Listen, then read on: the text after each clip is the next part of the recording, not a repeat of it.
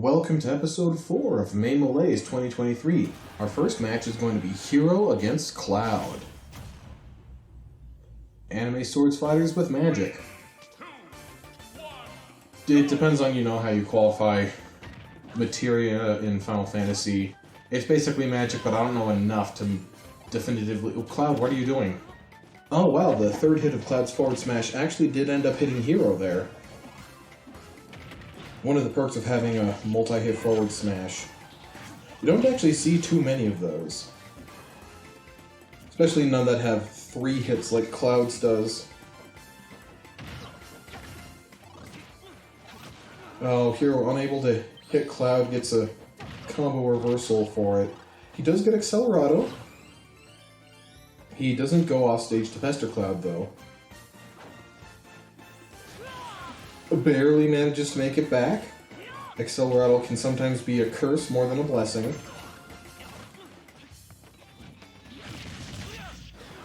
Limit Cross Slash is not going to kill Hero, but it does a significant amount of damage.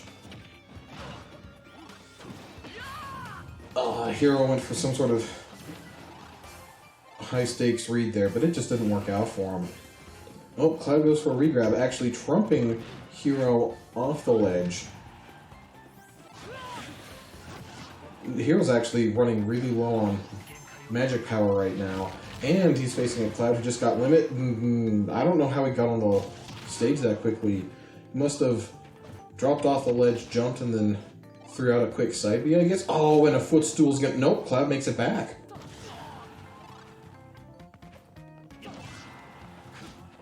First one to land a good hit, takes the first stock situation, and it's going to be Hero with the magic spell. Instantly getting dunked in revenge from Cloud, though.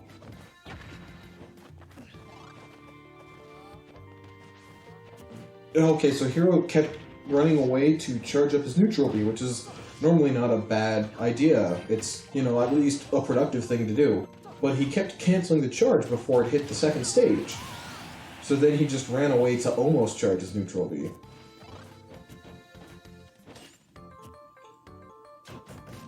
Alright, well that was an interaction, and Hero tried to grab after that. I can't really blame him, but surely he should have jumped out of the way of the forward smash. Or rolled, or anything. Oh, Cloud got caught in that, but he was able to, I'm pretty sure, tech and still recover with Limit Climb Hazard. Phantom Footstool. Not gonna kill, though.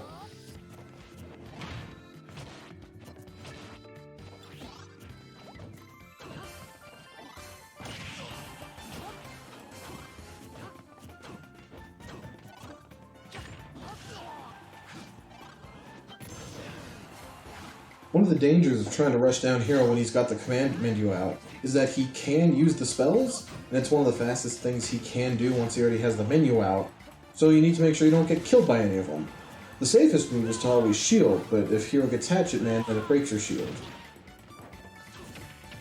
And when there's 4 spells available, usually the opponent doesn't have enough time to read all 4 to anticipate all of the 4 out of, 36-ish options that Hero's command list can provide. Oh, they got a grab clash there. Nice interception by Cloud, though. He's got Hero off stage, definitely not in a good situation. And he's got limit. Throws out the Blade Beam, it's not able to connect. Okay, Hero finally gets a hit in, but not after taking 12 in a row himself.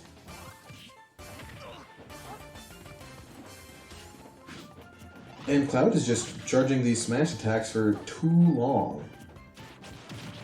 Cloud actually has some pretty good smash attacks with actually some convenient range, but Cloud is just not using them well.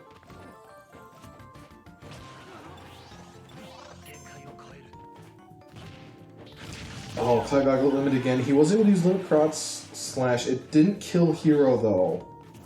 But with that extra damage, most things will. Okay, that's one of the few moves that won't kill him, but puts him off stage. Very tough situation. Sometimes against characters, you may not want to keep throwing them even further off stage. Just because it's not too productive, you only get like 1 or 2 hits off of them at a time. So sometimes you want to switch to like ledge trapping so you can kill them instead of just giving them percentage.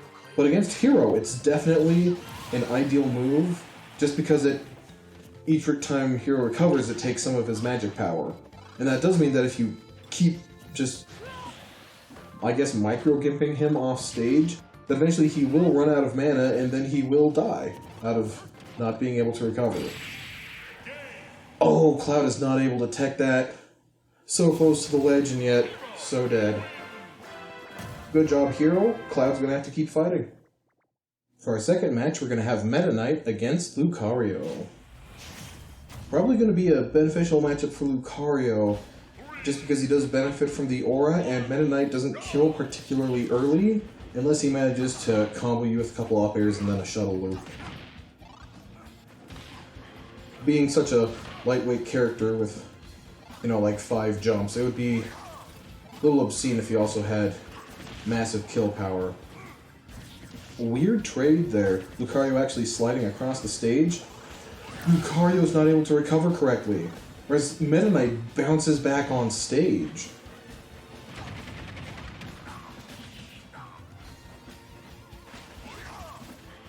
Lucario able to actually recover that time.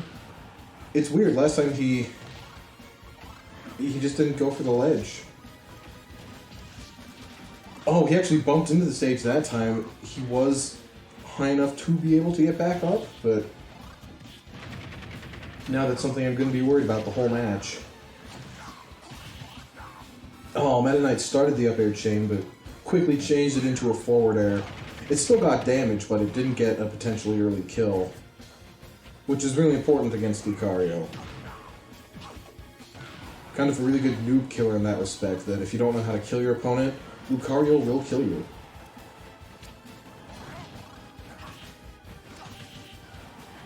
That being said, Lucario hasn't really done that much damage back to Meta Knight. He's taken almost 100. And Lucario isn't a particularly heavy character. Back air is going to kill Lucario.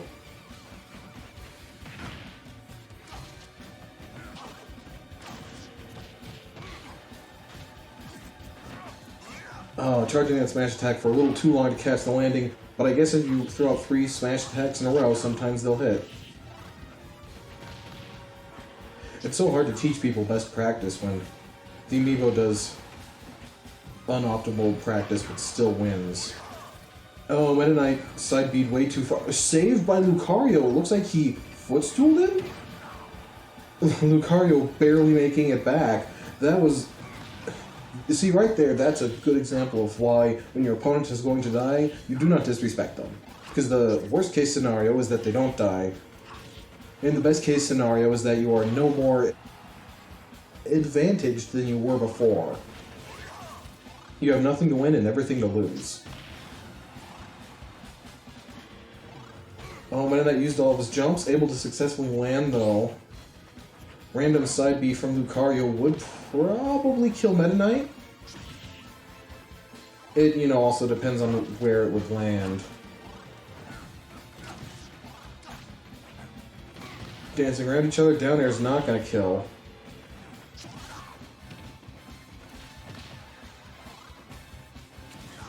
Lucario going a little too far off stage for Lucario to normally go. Grabbing the ledge before it disappears when the platform's there, you can't grab the ledge. I was going to say he waited too long on the ledge, but then he got to move off on Meta Knight, so apparently he's secretly a genius. Up smash is able to kill Meta Knight. Lucario only has 1.5 stocks to make up now.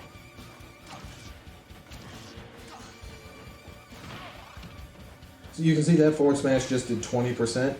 That's kind of a lot of damage, especially for a forward smash to do.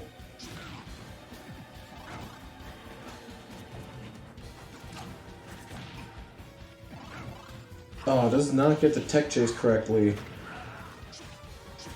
His positioning meant that no matter what get-up choice Meta Knight chose, it probably would have missed.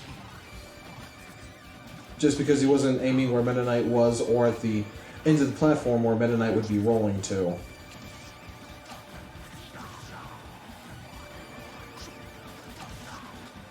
Lucario is just jumping a lot, and Meta Knight has some pretty good aerials. Being a character with a whole bunch of jumps and a sword, you'd hope he'd have good sort of aerials. But yeah, Lucario just needs to stop landing on him so much.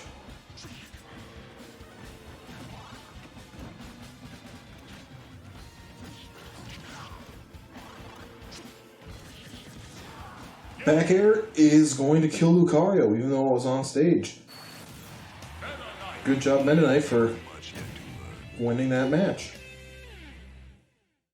Up next, we have Richter against Incineroar. This is going to be a really rough match for Incineroar. So, first off, Incineroar is a slow, heavy, grappler-like character. Richter is a character with a very long reach and some long-reaching projectiles, usually meaning he's really good at keep away. On top of that, Incineroar has the type disadvantage, meaning he's taking more damage and dealing less. Not to say that it's impossible to win, we've definitely had upsets before, but the odds are not great. If I was putting this match in my bracket, I would 100% predict Richter to win. And already he's, just racked up 100% more on Incineroar than he's taken. That axe almost even killed him. Incineroar, I mean, not Richter. Also, Incineroar keeps jumping directly above Richter, and Richter can definitely cover that space. Up tilt is normally the safer option, but up smash is the more extreme option. It hits higher, is thinner though, so it's harder to hit, but it's a smash attack, so it definitely can kill. Well, I don't know what Incineroar did there at the very end, but he ended up in the blast zone. Even though it looked like he wasn't going to. Alright, I guess that's just going to keep happening the farther we get into the loser's bracket. One amiibo charging a smash attack and the other just sitting there waiting for it to happen. Incineroar actually just barely got a really impressive Phantom Footstool off of Richter. Didn't really serve much, and it's hard to notice, but if you listen to the audio there, you could definitely hear it.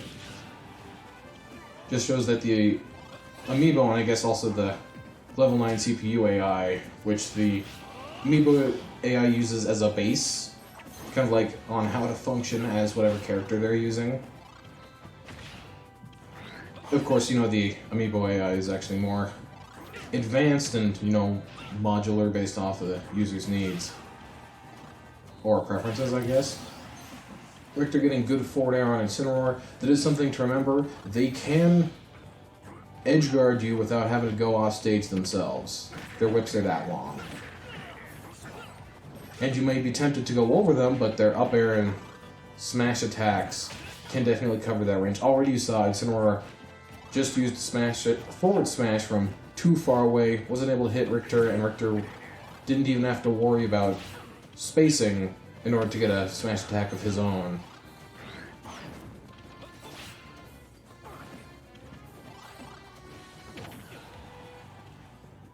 Richter's off stage, barely able to grab the stage with his whip. That's somewhere near the full limit of the extension.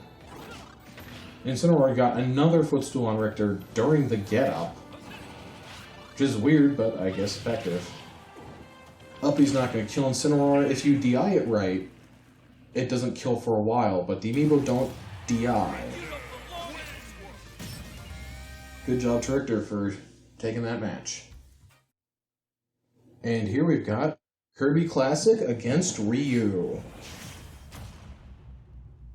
Fun fact, if Kirby is able to copy Ryu's ability, he actually can use the command input of the Hadouken.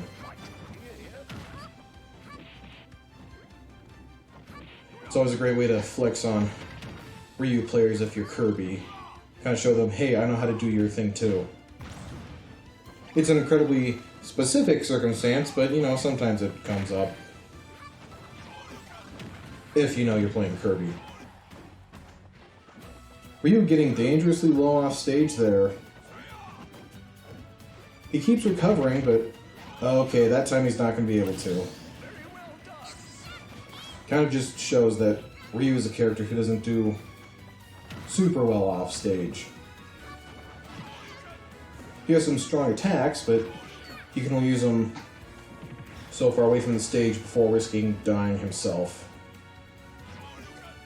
Ryu going way too low there. And he would have re-grabbed the ledge if he had used the Shoryuken at the proper distance, which would have left him vulnerable to getting down aired, so going past the ledge was actually the right choice for him there. Oh, and there's the down air to down smash, but that time it didn't connect. Kirby using all his jumps to go really high, not entirely sure why.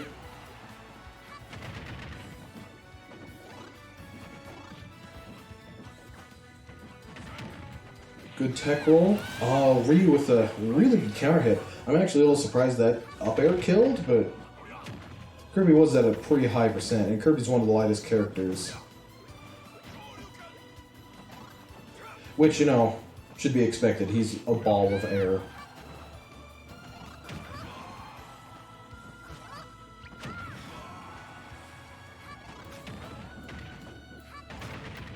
Oh, Ryu getting killed. Oh, no, actually Ryu spiked, and he gets a clutch footstool off of Kirby. Suddenly this match is in Ryu's favor.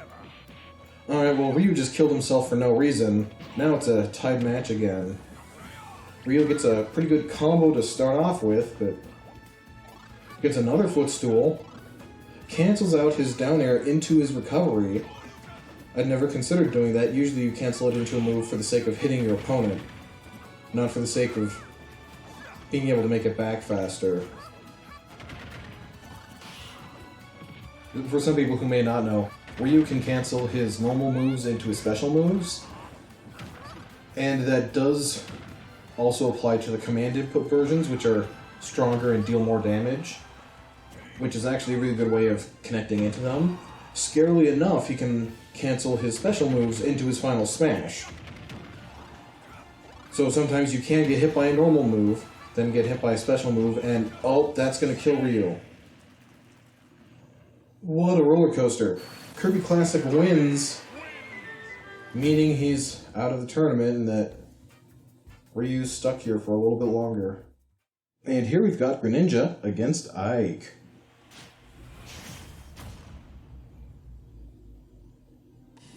Looks like we're going to be on the Great Plateau. Probably a good time for Greninja just because it's flat, not too many platforms. Not that Greninja hates having platforms, but it does mean that Ike has fewer landing options, and since Greninja is faster, he can cover more landing options than Ike usually can. It's actually even worse because of the big pylon thingy in the middle. Means that if you're launched too high, you have to land on the one respective side of it. You can't just end up landing in the middle of the stage. And also, Greninja does have a very fast horizontally traveling projectile. Good up air on Ike. I actually thought he was going to go for a drag down, though. Ike's struggling to make it back, especially after that. He's not going to be able to make it back after that one.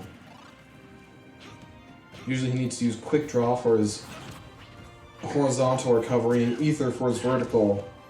But he can only use ether after quick draw in midair if he hits somebody with quick draw, which is his side B. It does mean that you can't throw your body in front of Ike anymore to stuff his recovery, which is good. But since he needs to hit somebody in order to do it, it means that Ike doesn't have a absolutely broken recovery because he can't just use both. And Ike just got Hydro Pump pushed away from the ledge after committing to using Ether. That's gonna be really bad for him. Probably gonna be the main reason why, well, the match isn't decided yet, but it's looking like Ike's gonna lose. Although if Greninja keeps falling into Eruption there.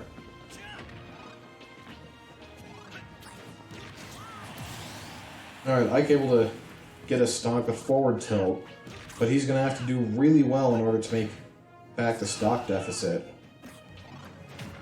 And doing things like throwing out Ether near the ledge when Greninja's recovering is, you know what, got killed him last time.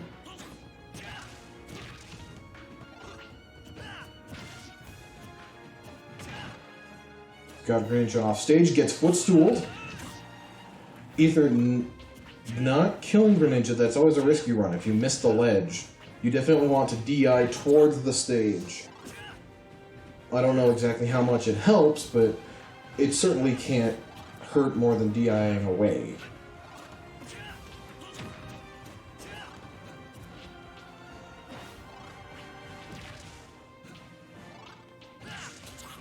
You can see there Ike tried to go high for an aerial assault, but there was the tower in the way, so he couldn't make it all the way to where he wanted to be. And Ike almost got a really good punish on Greninja there. He was just too close to the ledge. All the characters have different ledge get-up attack ranges. Oh, Ike got footstooled? Not able to grab the ledge. Greninja wins. This match, not the everything. And here we've got Ken against Terry. You'd think these characters would be more similar, both of them being red-colored, blonde-haired fighting game characters with fire moves. It just doesn't work out that way in Smash Brothers as much, though.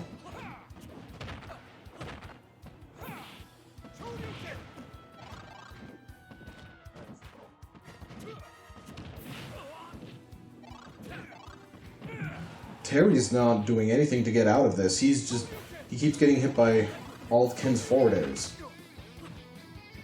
Ken still had his jump. He was able to make it back.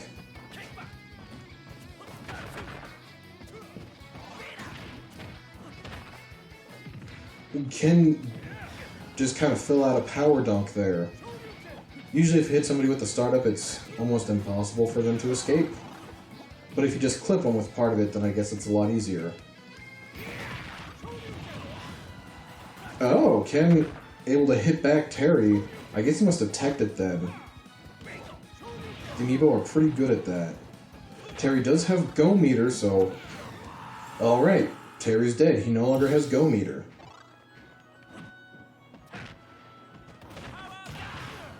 Ooh, raw power dunk. Able to hit Ken.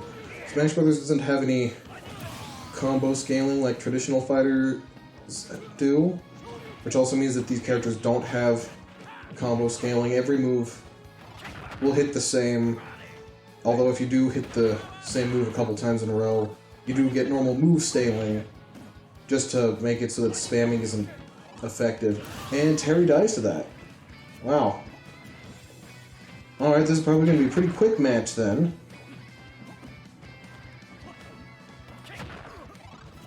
Ooh, weird trade. Kind of worked out in Ken's favor.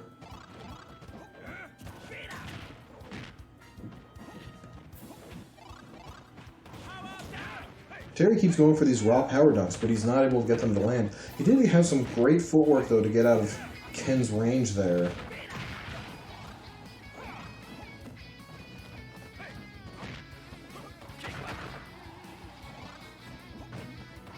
Despite everything working against him, Terry is definitely doing pretty well right now. Power dunk not killing... Terry just went really low and just took a fiery uppercut to the face for his trouble. Oh, and Ken's not going to be able to make that back. He should have used the side B. Yeah, that one. Terry's off stage. Ken exerts pressure with an air dodge, but Terry air dodged too, so it worked out for Ken. This is one of the weirdest plays. Terry went for the jab power dunk. It's a pretty good combo, and it turns out that power dunk is better than Terry's third jab.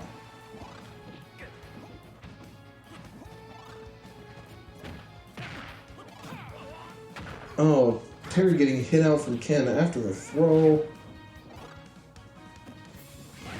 Ooh, Terry is able to recover. He didn't use his side B or anything, though. Which is usually how Terry makes it back to the stage. Both at high percents. Go is online. Ooh, a grab.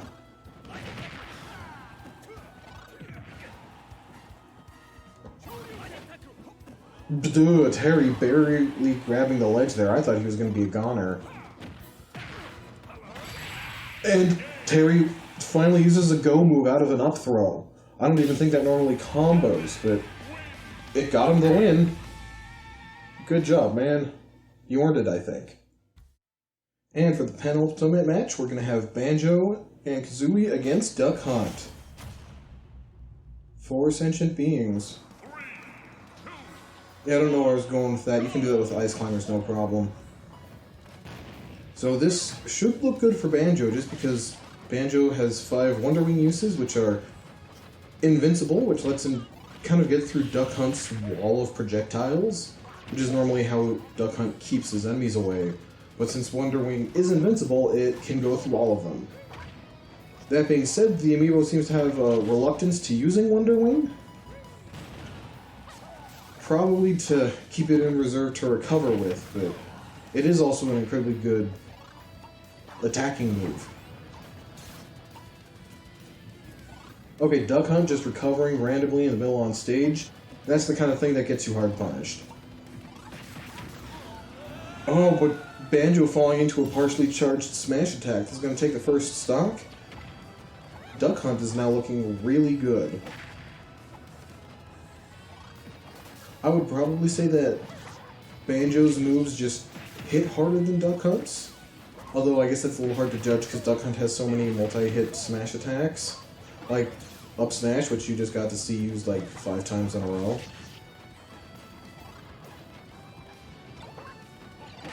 Duck Hunt grabbing the grenade instantly after Banjo uses it. Turns out the grenade is pretty useful to have, but it only lasts for like a second or two, so you don't really get to use it for that many things. It's even harder if you're not Banjo because it will explode if it contacts you and you don't grab it. So you need to grab it without it exploding, and then you have maybe half a second to throw it at Banjo, I guess. Banjo not at a high enough percentage for that down air to kill.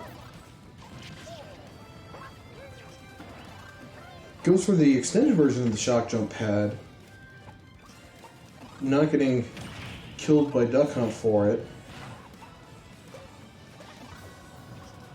Exerting a lot of pressure, but none of it was able to land. Duck Hunt just went low and survived.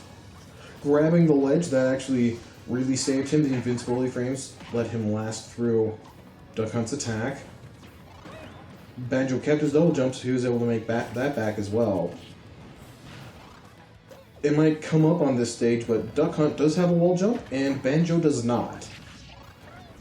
It's a lot easier to wall jump on the right side of the stage because it's a lot more flat. Oh, Duck Hunt wasn't able to land. That means he doesn't get his jump. He's able to grab the ledge. And Banjo's barely not able to make it back to the ledge. Banjo needs to make a miracle happen if he wants to win this game.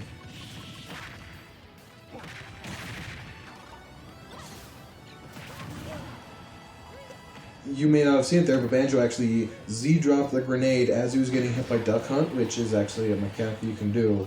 And it bounced off the slope into Duck Hunt. That's like the Galaxy Brain play.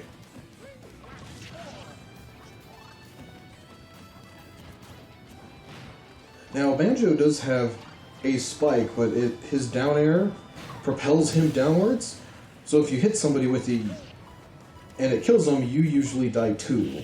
So that's why he can't be quite as aggressive as you'd think off stage. It actually works out really well for Duck Hunt, who has a recovery that doesn't really have a hitbox. But Banjo just doesn't have the right kind of move to punish that. Meanwhile, Banjo's in a similar boat, but Duck Hunt does have a spike. Oh wow, forward smash kills Banjo. Congratulations, Duck Hunt.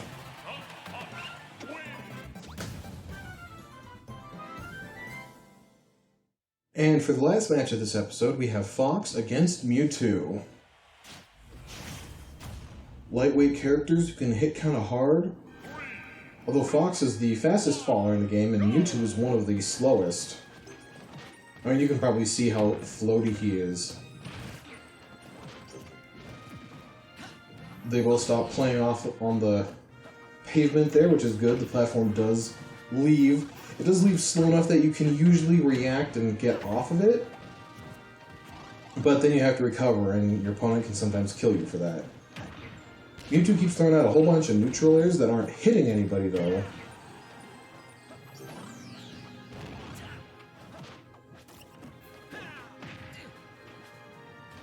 Fox tech rolling away. That means that Mewtwo isn't able to catch up to him. Avoids punishment that way.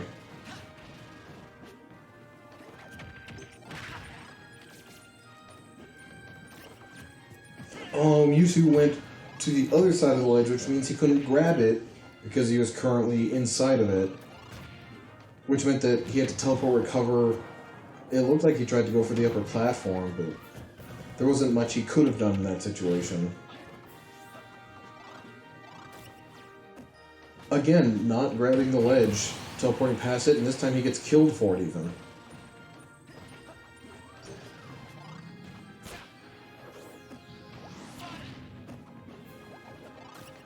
Ooh, almost a deadly footstool by Fox. Mewtwo gets one of his own, but he footstools Fox directly into the ledge. Oh, Mewtwo's recovery. It's probably going to get him killed on this stage.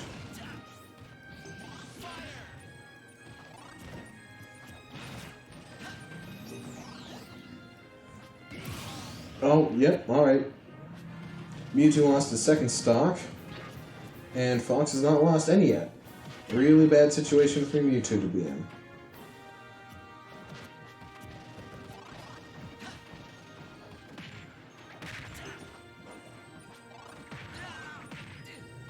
Oh, Fox is really far off stage as the platform is going to move. He goes for an up B, which I really don't understand. Getting the ledge trumped, but just makes it right back immediately. Mewtwo doesn't touch the ground before he goes off stage to pressure Fox, but spikes him directly into the stage. Mewtwo did get a kill. And he is at 0%, so it's possible he could make a comeback.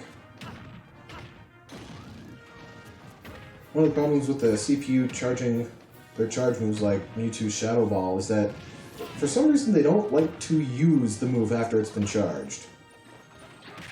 It's like they like the move for its intimidation factor, but not for its usefulness.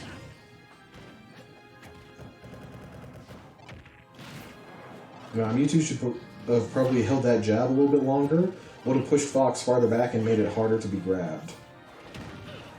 It's always a little bit of a game, though.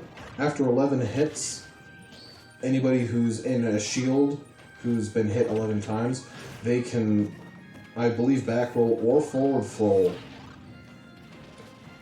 basically without consequence, to punish people doing exactly what was happening there, spamming multi-hit moves on a shield. And then if you're stuck in a rapid jab, it usually puts you at the disadvantage because you have to finish your move. And usually the finishing hit is pretty laggy. Oh, Mewtwo just fell into that. It's a strong move.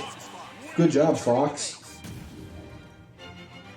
I hope you've enjoyed this episode. Feel free to check out the other episodes. Thank you for watching this one, and bye.